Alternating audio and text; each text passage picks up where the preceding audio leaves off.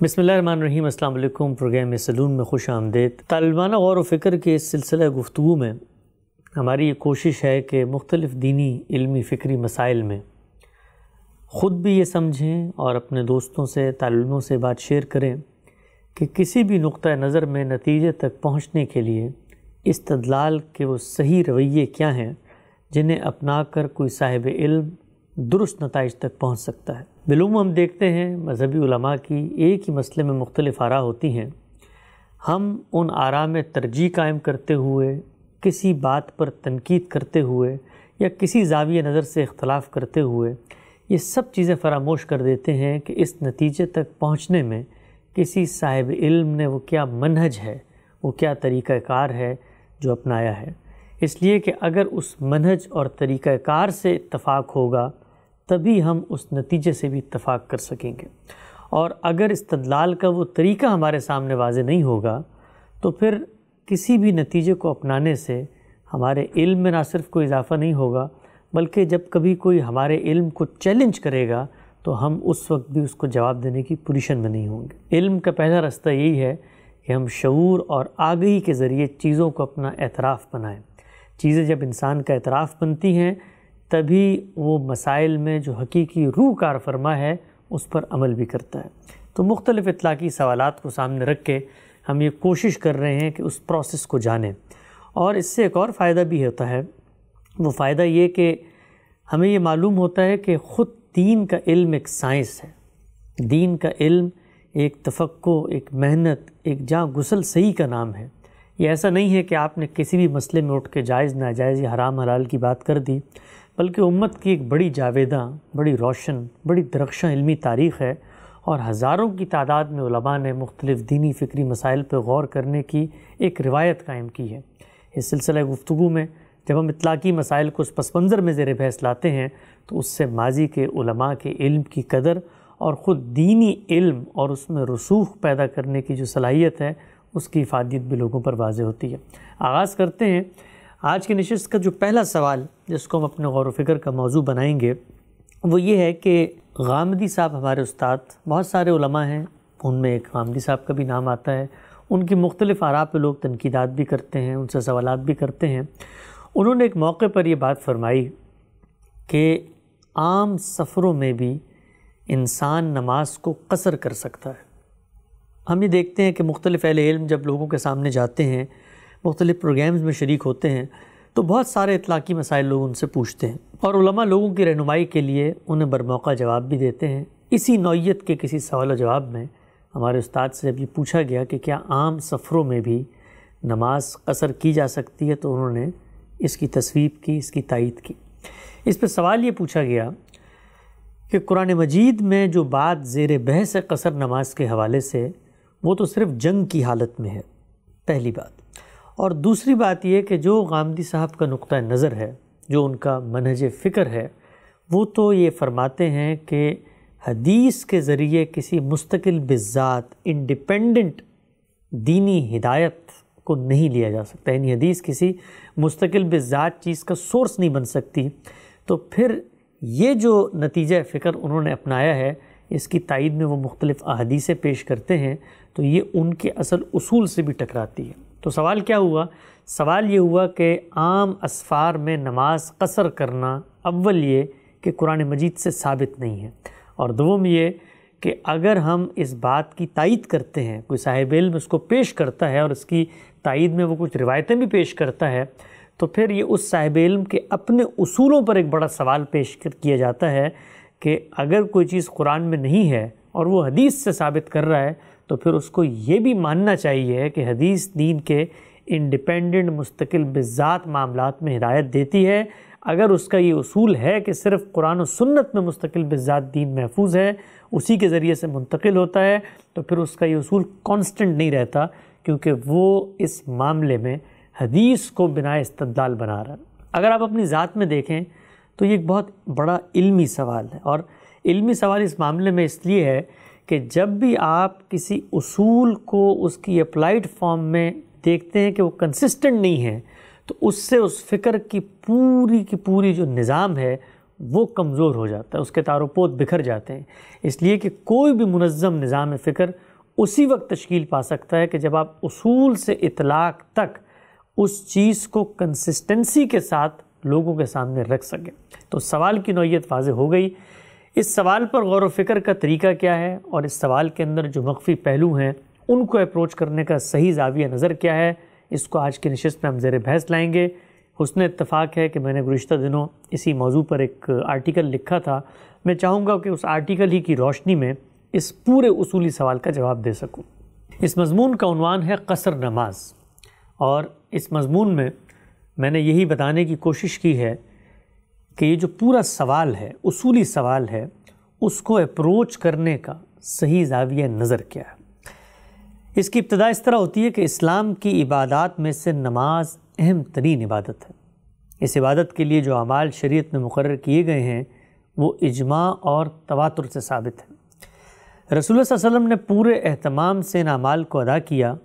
اور لوگوں کو تلقین فرمائی کہ نماز اس طرح پڑھو جس طرح مجھے پڑھتے ہوئے دیکھا ہے۔ اس کے اوقات اور اعمال متعین ہیں۔ یعنی ابتدا میں ہم نے یہ جانا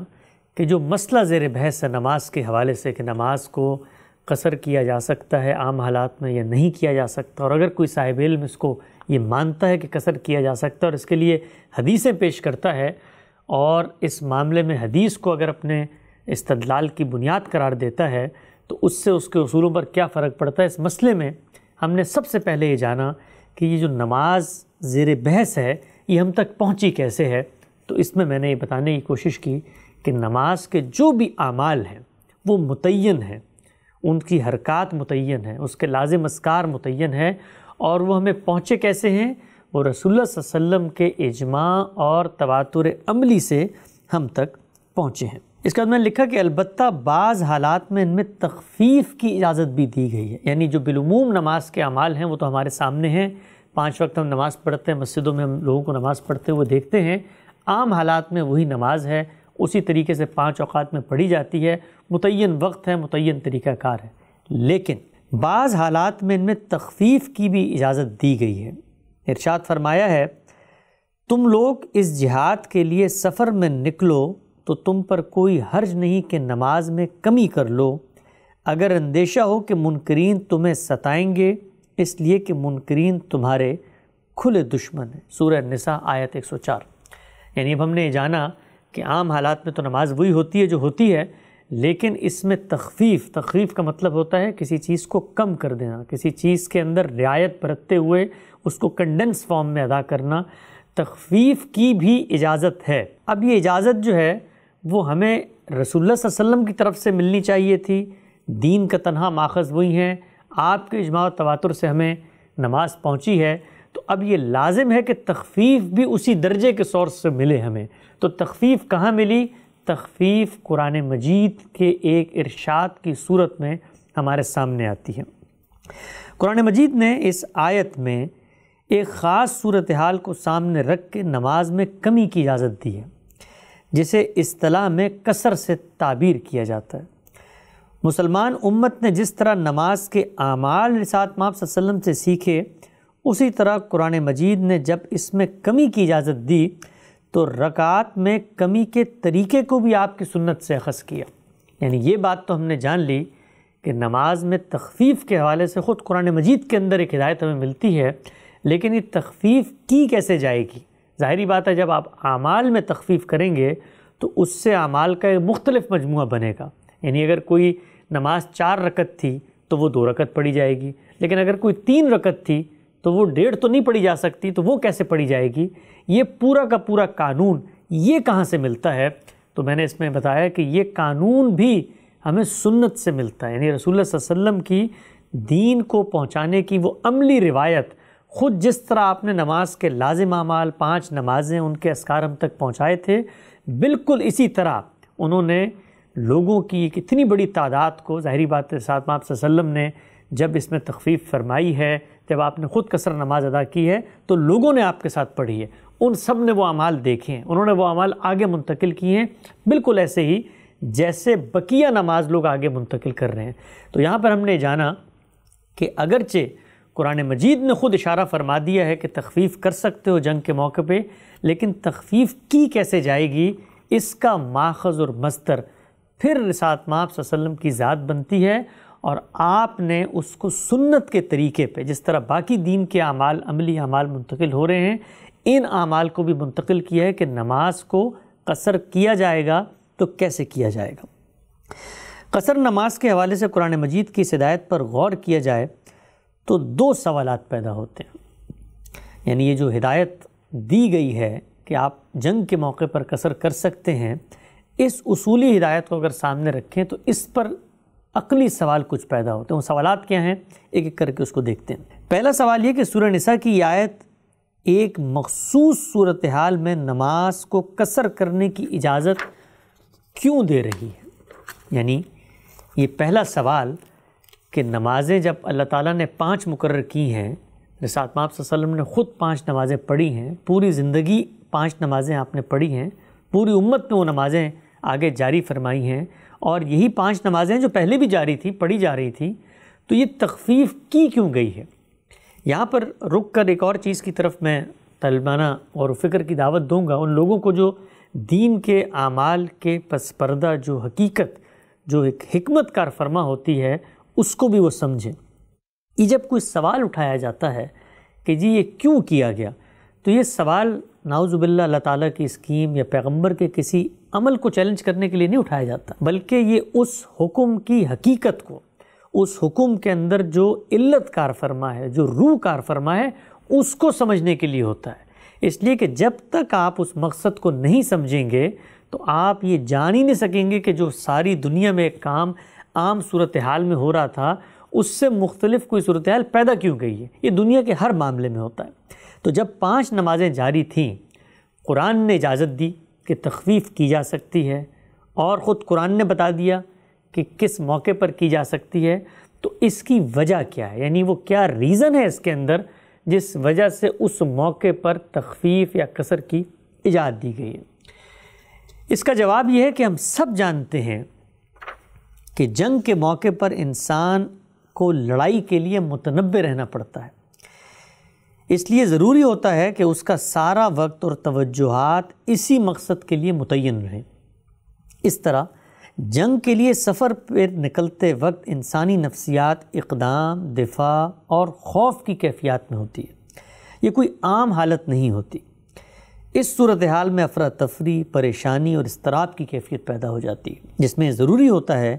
کہ دوسرے کاموں میں زیادہ وقت صرف نہ ہو اور انسان کو سفر کا اصل مقصد پوری طرح مستحضر رہے۔ قرآن مجید کے مطابق چونکہ نماز کی دین میں اس قدر اہمیت ہے کہ جنگ کے خطرات میں بھی کوئی مسلمان اسے نظر انداز نہیں کر سکتا، اس لیے اس صورتحال میں خود اللہ تعالیٰ کی جانب سے اس میں کمی کا اعلان کر دیا گیا۔ گویا ہم نے کیا کیا؟ ہم نے جو سوال اٹھایا تھا، ایک علمی عقلی سوال کہ یہ تخفیف دی کیوں گئی ہے، اس کی حقیقت کو سمجھنا چاہیے ہمیں، تو ہمیں معلوم یہ ہوا کہ جنگ کے موقع پر جو قرآن مجید میں آیت زیر بحث ہے، وہاں یہ حکم یا ہدایت یا اجازت دینے کی جو وجہ ہے، وہ وجہ کیا ہے؟ وہ وجہ ایک بہت فطری وجہ ہے کہ جنگ کے موقع پہ افراتفری ہوتی ہے، آپادھاپی ہوتی ہے، حملے کا خوف ہوتا ہے، انسان کا ذہن منتشر ہوتا ہے، وقت کی قلت ہوتی ہے، ایک نفسیات کے اندر دباؤ کی کیفیت ہوتی ہے۔ اس موقع پر بھی دین نے کیا کیا؟ دین نے یہ نہیں کہا کہ نماز معاف ہے۔ کیوں؟ اس لیے کہ نماز کی جو حقیقت ہے، نماز کی جو اہمیت ہے، وہ اس موقع پر بھی اللہ تعالیٰ نے اجاگر کی کہ نماز اس موقع پر بھی نہیں چھوڑنی۔ اس سے یہ بھی اندازہ ہوتا ہے کہ اللہ کے نزدیک نماز کی اہمیت کیا ہے، کہ جنگ کے موقع پر جب جان پہ بنی ہوئی ہوتی ہے تب بھی کہا کہ نماز ادا کرو، لیکن چونکہ صورتحال ایسی تھی تو اس موقع پر اللہ تعالیٰ نے یہ رعایت دے دی۔ تو یہ پہلا سوال تھا جس کا ہم نے جواب سمجھا۔ دوسرا سوال یہ پیدا ہوتا ہے کہ جنگ کے سفر میں افراتفری، پریشانی اور آپادھاپی سے جو اندیشے کی صورتحال پیدا ہوتی ہے، اگر یہی کیفیت بعض دوسرے کاموں سے پیدا ہو جائے تو کیا ان میں بھی نماز میں کمی کی رخصت دی جانی چاہیے؟ یعنی ایک اور سوال ہم نے یہاں اٹھایا کہ قرآن مجید تو واضح ہے کہ ہدایت جب دی گئی تو جنگ کے موقع پر دی گئی، لیکن ہدایت کی جو حقیقت ہے،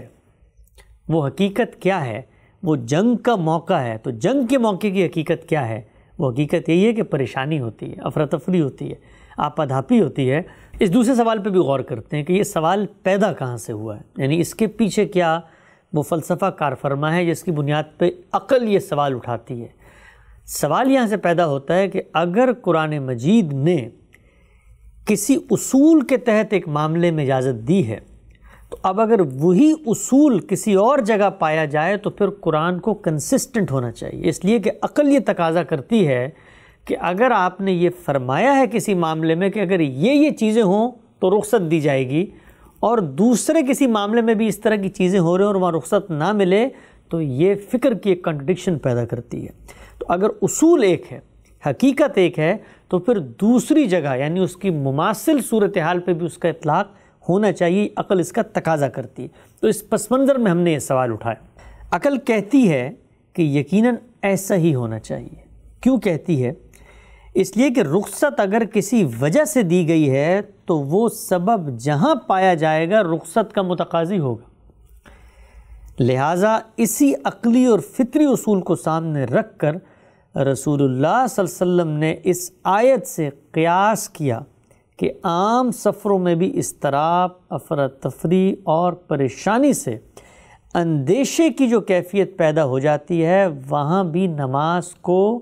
قصر کیا جا سکتا ہے۔ یہ بہت اہم بات ہے۔ یہ اہم اس لیے ہے کہ اس سے ہمیں قرآن اور حدیث کے ریلیشن کو سمجھنے میں مدد ملتی ہے۔ یعنی ہمارے سامنے ایک طرف قرآن کی آیت تھی کہ صرف جنگ میں اجازت دی گئی ہے، ظاہری بات ہے وہ آیت جنگ کے پس منظر میں ہے۔ دوسری طرف ہمارے سامنے ایک حدیث آئی اور اس سے یہ معلوم ہوا کہ رسول اللہ نے تو عام سفروں میں بھی اجازت دی ہے۔ تو اب ایک ایسا ذہن جو چیزوں کو ظاہری طور پہ دیکھے گا تو وہ کیا نتیجے تک پہنچے گا؟ وہ اس نتیجے تک پہنچے گا جس اشکال کو ہم نے شروع میں پیش کیا کہ قرآن نے تو صرف اجازت دی تھی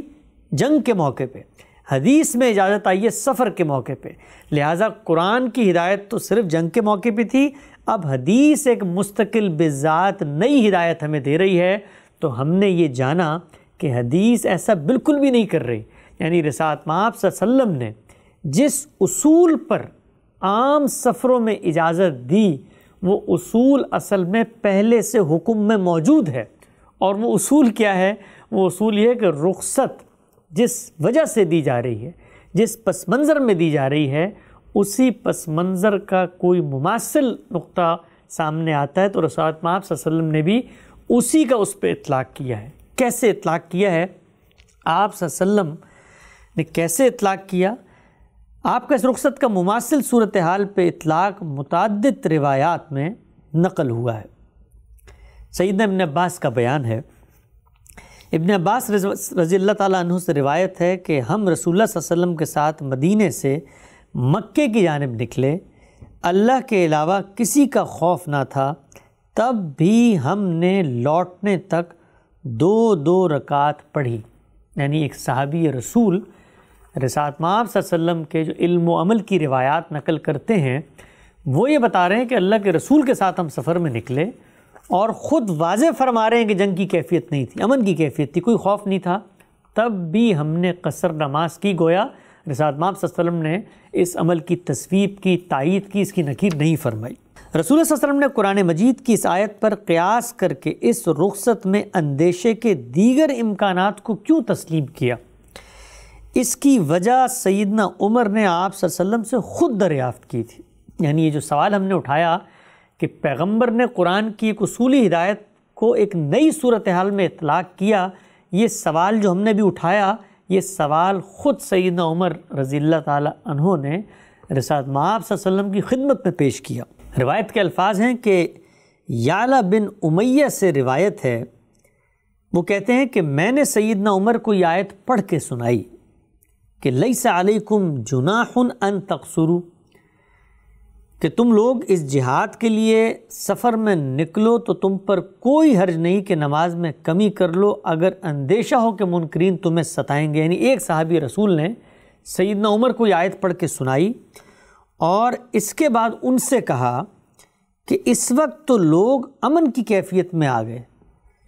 تو سیدنا عمر نے فرمایا کہ جس بات پر تمہیں تعجب ہوا، یعنی کسی سفر میں ہوں گے سیدنا عمر کے ساتھ اور وہاں انہوں نے دیکھا ہوگا کہ لوگ قصر نماز ادا کر رہے ہیں اور عام سفر ہے،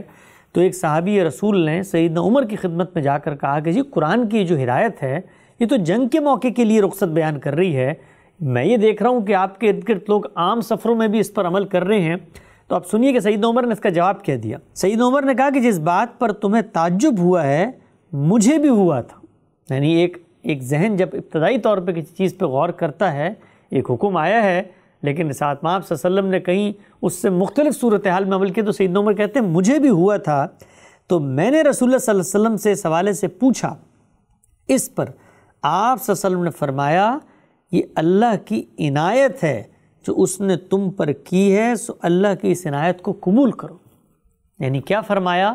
یہ فرمایا کہ اگرچہ یہ آیت جنگ کے موقع پہ نازل ہوئی تھی لیکن یہ اللہ کی ایک عنایت ہے۔ عنایت وہاں کس وجہ سے تھی؟ اس لیے کہ انسان پریشان ہوتا ہے، انسان کو افراتفری، آپا دھاپی، خوف کی کیفیات، نفسیات کے اندر ایک دباؤ، اقدام کا خوف، یہ سب چیزیں محسوس ہوتی ہیں، تو اللہ نے اس موقع پر ایک عنایت کی تھی۔ یہ بھی ایک موقع ہے جس میں اس کی کسی نہ کسی صورت کی مماثل کیفیت پیدا ہو رہی ہے، تو اس عنایت کو اللہ کی ایک رخصت سمجھو اور اس معاملے میں بھی اس کا اطلاق کرو۔ میں نے لکھا کہ اس سے معلوم ہوتا ہے کہ قرآن مجید نے ان خفتم کہہ کر، یعنی جو آیت تھی جنگ کے موقع پہ اس میں لفظ آیا ان خفتم کہہ کر، اس کا ترجمہ کیا ہے؟ اگر تمہیں اندیشہ ہو۔ اس سے معلوم ہوتا ہے کہ قرآن مجید نے ان خفتم یعنی اگر تمہیں اندیشہ ہو کی شرط کے ساتھ جو صورتحال بیان کی ہے اس کی کوئی مماثل صورتحال کہیں اور پائی جائے گی جس کے نتیجے میں اضطراب، افراتفری، پریشانی، زحمت یا آپا دھاپی کا کوئی پہلو سامنے آئے تو وہاں بھی رخصت دی جا سکتی ہے۔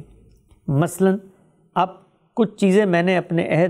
ارد گرد غور کر کے اپنے تعلمانہ اطلاقات کی بیان کی۔ مثلا آپریشن کے دوران میں ڈاکٹر کی نماز قضا ہونے کا اندیشہ ہو، یا پھر کہیں آگ بجھانے کی کیفیت ہو اور کارکن نماز پڑھنا چاہیں تو وہاں بھی انسان یقیناً نماز قصر کر سکتا ہے۔ تو اب دیکھیے اس معاملے میں کیا ہوا۔ اس معاملے میں یہ ہوا کہ جنگ کے پس منظر کی آیت تھی، رسالت مآب صلی اللہ علیہ وسلم نے عام سفروں میں اس کا اطلاق کیا۔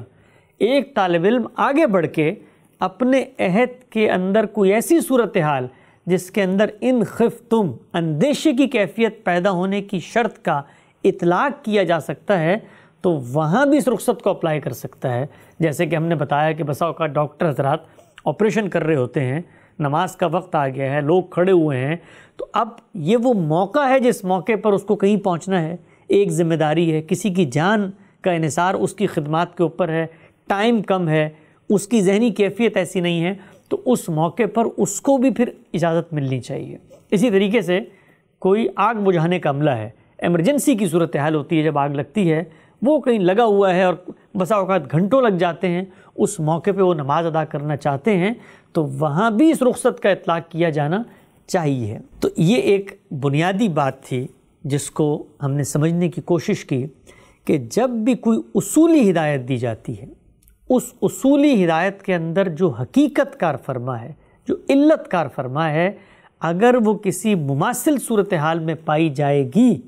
تو کیا اس مماثل صورتحال میں بھی اس کا اطلاق کیا جانا چاہیے؟ تو اس سوال کا جواب یہ ہے کہ اس کا اطلاق کیا جانا چاہیے۔ تو آج کے نشست میں ہم نے جانا کہ قرآن مجید کسی معاملے میں جب کوئی اصولی ہدایت دیتا ہے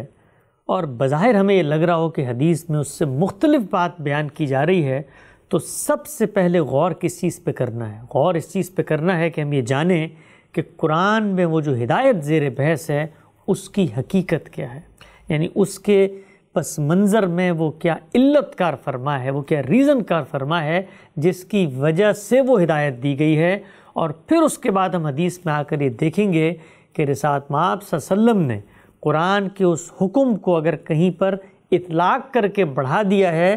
تو یقیناً اس کے اندر وہی اشتراک علت، اس کے اندر وہی مماثل صورتحال کا ہونا ضروری ہے، اس لیے کہ ایسا نہیں ہو سکتا کہ دین کے ماخذ کے اندر ایک چیز دوسرے پس منظر میں زیر بحث ہو اور روایت کے اندر کوئی مستقل بذات نئی ہدایت دے دی جائے۔ اس سے طالب علموں کو یہ بھی سوچنے سمجھنے کا موقع ملتا ہے کہ بالعموم جو ہمیں علماء کے ہاں یہ اختلاف نظر آ رہا ہوتا ہے